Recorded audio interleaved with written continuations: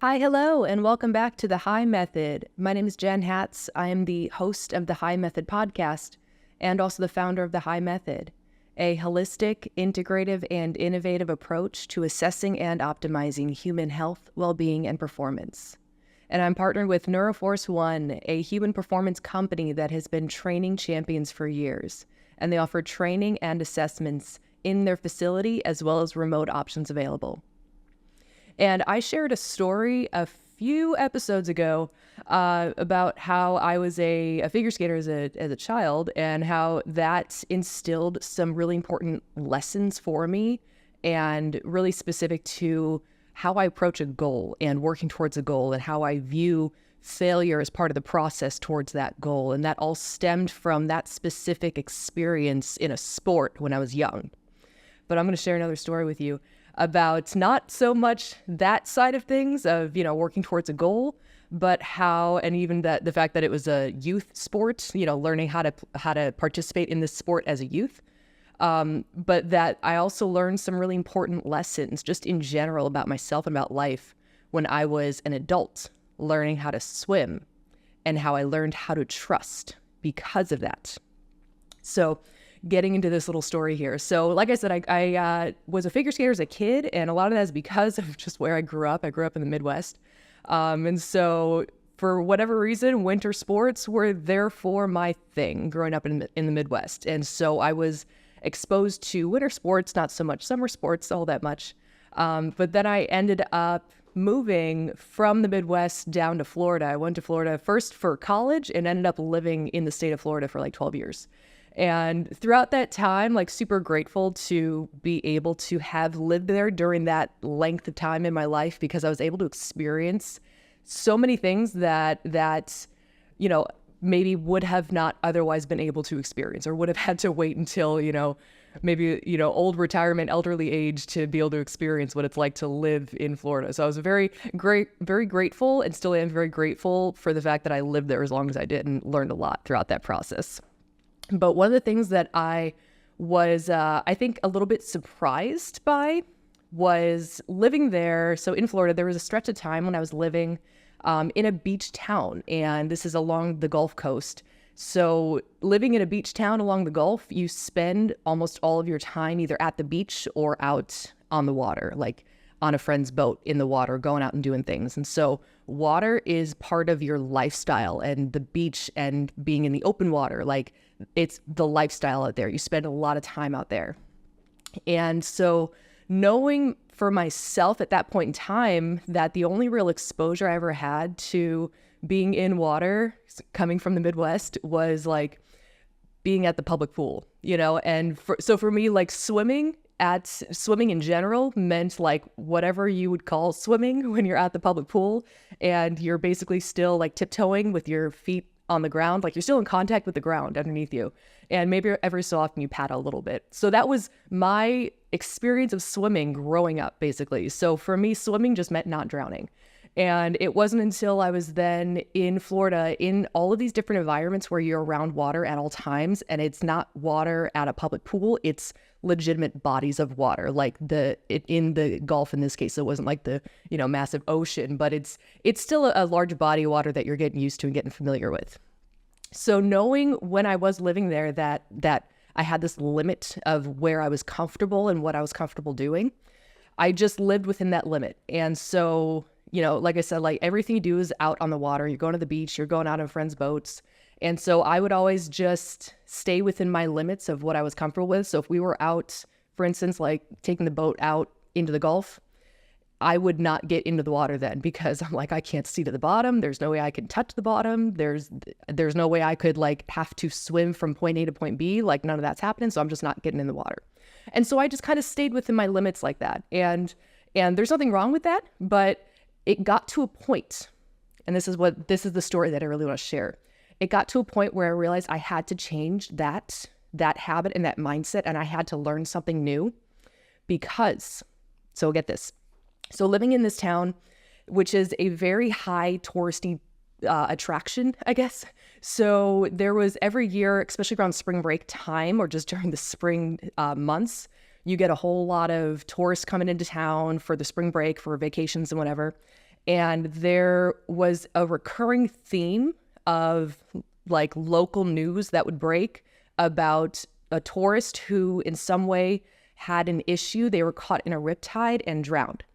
And the common response that I would hear from just locals was the fact that, well, yeah, this happens because they don't otherwise know how to handle a riptide. They're not exposed to that wherever they're from. So when they're, at the beach doing their own thing and they're, all of a sudden swept up in a riptide, they don't know how to handle it. And so they drown. And I'm going to get into in a little bit what that actually looks like and what the process is.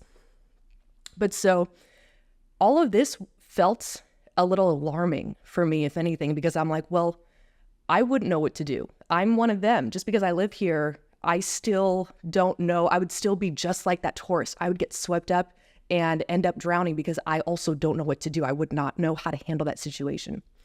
And so recognizing that, if anything, it kind of magnified the fear that I already had about being in like the open water or being in water where I didn't feel comfortable because I knew where my limits were. And it was at some point after that we were once again out on the boat, on a friend's boat, and everyone was getting in the water and I would not get in the water at all. And at that point, I very thankfully, like, I don't know how I happened to have this type of friend at that point in time in my life, but thankfully, one of my good friends he is still a swimming coach. And he saw that I had this innate fear of this activity because I was so novice, so uncomfortable, and I stayed within that box of what I know I can handle and not, in this case, allowing myself to even go into a situation because I don't know how to handle it. And so he very thankfully, so shout out to Jamie Kendig, by the way, because he was a absolute, like, the most selfless person ever to take the time to coach someone up on and teach someone on something that is literally a life-saving skill. So he actually took the time to teach me how to swim and how to do so properly, and in a way where I was steadily, and this was not just in the open water. He actually like took time out at the pool where he coached at to help coach me in swimming and how to do so in a way where there's actual technique and you're learning the technique, but you're doing so gradually, just like you would learn and train in any other sport. And for me, it was, in this case, a life skill that I needed to learn that I otherwise never learned.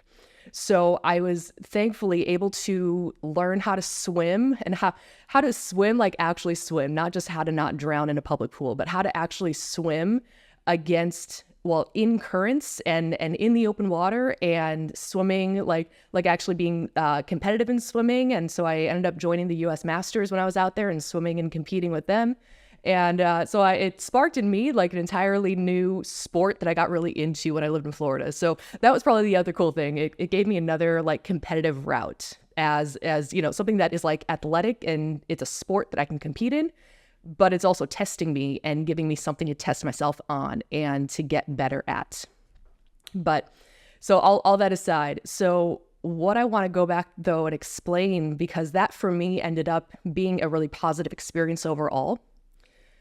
But what triggered for me, really from the beginning of that story, about how these tourists who are coming into this town who don't know otherwise how to handle these situations, they end up drowning. So this is what I want to explain, because this, I think, has a lot of power.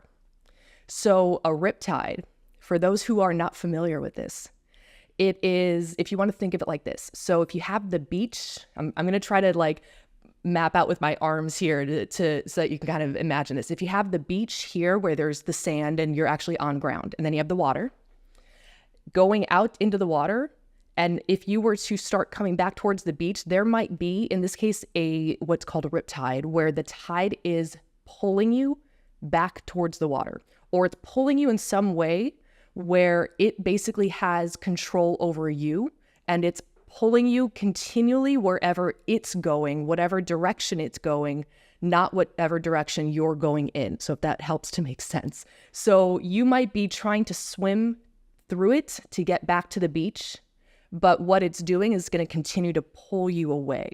And so what happens for tourists in this case, there's a panic that sets in because you're being pulled, and you're being pulled continually away from the beach, and you want to get back to the beach. You're trying to get back to the beach, and that panic sets in. And what ends up happening is that there's this overexertion. There's this almost like excessive amount of force and resistance that you're putting out to try to get past this riptide. And you end up basically gassing yourself out and getting swept up to the point that you take on so much water and drown. So it's more that the drowning in the situation happens out of a panic scenario, out of panic itself. And the trick for getting out of a riptide, if you're ever found in a riptide, so again, I'm using my hands here. So if the beach is here and the riptide is pulling you out away from the beach, the trick is to relax, to stop fighting, to stop resisting, to relax and let it take you out. It's going to feel scary because you see the beach going away from your line of sight, or you feel and see like you're getting further from the beach, but you let it take you out until you get into calmer water. And then you swim parallel to the beach. So you swim out far enough from where that chaos was until you now have a new clear path to swim directly back to the beach. So the trick for getting out of a riptide is to allow yourself to allow yourself to get swept up by the chaos, basically, until it calms down enough for you to move away from it and to have a new safe path back to the beach, instead of trying to fight against the chaos when you're in it, only to get that much more taken over by it. That reality of how this is a real life situation that occurs naturally. This is how nature, forms these different forces all of a sudden at once, and us, the human being that's trying to fight against it, when the reality is just trusting and letting go of that need to be in control and allowing the situation itself to carry us into calmer waters in the most literal sense. And then for us to trust that we're not far enough away from our goal that we can find an alternative, safer route to get back to that goal. Man, if I tell you that scenario and opening up my perspective then of what it means to not fight against something that is pulling us away, or at least it seems like it's pulling us away from our destination, and to allow yourself to trust in yourself and trust in the process that you're going to be able to find a clear way forward. You're going to be able to find a clear path forward towards your goal once you are no longer in the chaos. Ooh, and let me tell you, that is probably the hardest lesson that we, I think, especially as adults, have to face on a regular basis. So it's one of the things that I'm glad that I learned this when I was an adult. I was in my 20s, so I wasn't really yet experiencing some of the real adult life situations and how life can start to unfold. But it, I think, gave me at least this trigger of a solution to those seemingly unmanageable amounts of stress that we might be experiencing, or the expectations that might be pulling us in different directions, or, and this is what I think is probably the most, we'll say the most like heightened part of this, is the fact that a lot of this ends up being an internal struggle that we face on a continual basis, where our thoughts might be pulling us in a direction that is otherwise different or taking us away from our goal. So we might have this continual train of thoughts, and we might get very easily sucked down into that train of thought because we're just fighting against it, if anything. And that gives it more power to continue to take your attention away from whatever it is you're focusing on or focusing towards. It's those negative thoughts. It's the naysaying thoughts. It's your fears. It's any kind of past trauma that is continually pulling you down into that big thought loop. And you end up feeling like you are basically drowning in your own thoughts. And the reality is, if you instead trusted that you know what you're doing is the right thing to be doing, you don't need to be paying attention to these thoughts. You can let those thoughts Just continue to carry on until they carry you into calmer waters, until you move through that chaos, that internal chaos. And then you, because you trust that you know what to do and you know how to handle this, you will pull yourself away from that chaos and find a new path forward. How beautiful is that? Oh my goodness. I get so excited when I start to think about how these different tools and skills and lessons that I've learned in real life, I say in real life, but just in physical life and physical reality, like this was a life-saving skill that I learned, but it has so much more. I think it expands so much greater when you view it as a life skill in general, as that need to continue to trust, that need to allow yourself to let go of control, to not fight the current, to let it sweep you up, knowing that you can find your way out. And I will add with one last thing, that what allowed me to find and to understand what that trust meant, that entire situation about getting out of a riptide is about trust.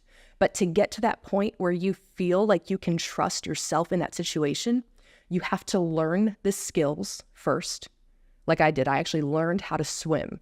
That was what I needed to do in order to physically be able to handle that situation. I needed to learn how to swim, first of all, but I needed to do so in enough time and repetition to build up that trust that I'm competent in this, that I trust myself to handle this. I trust that whatever the situation is, I can handle it.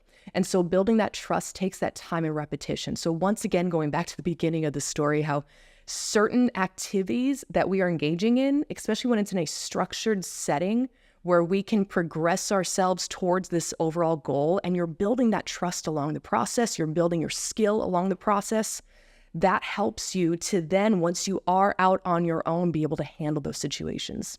So in this case for swimming, like learning those skills to build that trust, so that way, if there is ever a time when I am in a situation, that I can fall back on the skills that I've already ingrained in me. I trust myself to handle this because I've done it enough times. And I have this confidence now at this point in time because I've been guided and coached by those who also know exactly what they're talking about. And that I think that combination of everything it's so key. And I think if we continued to maybe highlight these different ways in which things that we're learning in one respect, in one avenue of life, can actually translate into something else. And for everyone, I hope that what I just shared at least helps to maybe calm your nerves a bit, and helps to maybe trigger in your mind that allowing yourself to get swept up, allowing yourself to go through the chaos is going to eventually help you calm down those nerves, and to allow for, well, not so much allow for, but really to not get swept up so heavily, or not to fight against really the current so heavily that you're burning yourself out for really no reason. There's no reason to burn yourself out over something, especially if it's like an internal battle with your own thought loop that is just pulling you in. So I hope, if anything, that has given some guidance, some motivation, hopefully some inspiration to be able to learn those skills, to build that trust in yourself, and also to just let things flow. Bye, everyone. Thank you.